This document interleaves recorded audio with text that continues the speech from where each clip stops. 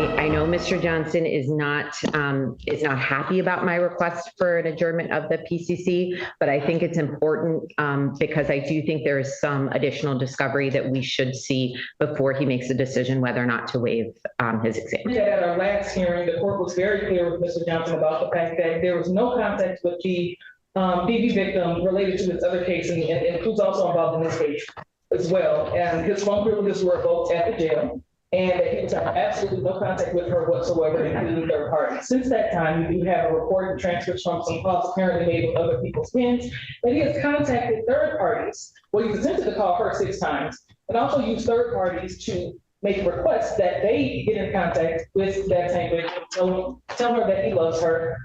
I can make a further record of some of the comments, but Mr. Johnson is apparently under the impression that because he had and still has consensual contact with her in his other case, that trumps any orders given by this court.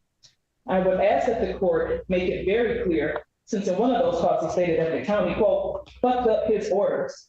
And I won't repeat the comment that he made about Your Honor. I'm sure it was very affectionate, so go ahead. Sure, affectionate with all the F's.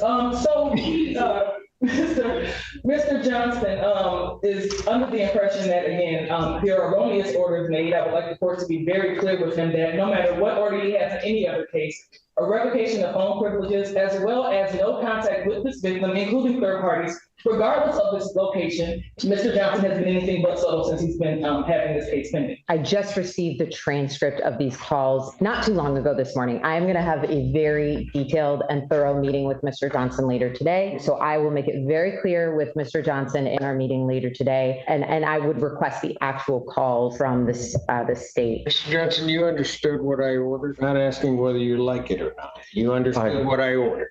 I kind of understood, Your Honor. Yeah. What's the kinda?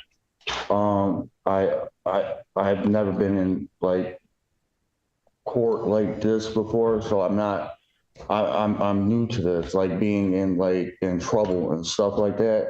So I'm not all familiar with the terms or wording and ways of effect of. I watch a lot of court TV, yes, but I don't understand personally, no. I do have like a question of like what does a no contact order mean, Your Honor? If you can like. No contact order means that you are not to have contact with that named individual, either directly or indirectly through third parties in any way whatsoever. Is that clear enough for you? Yes, Your Honor. And understand something.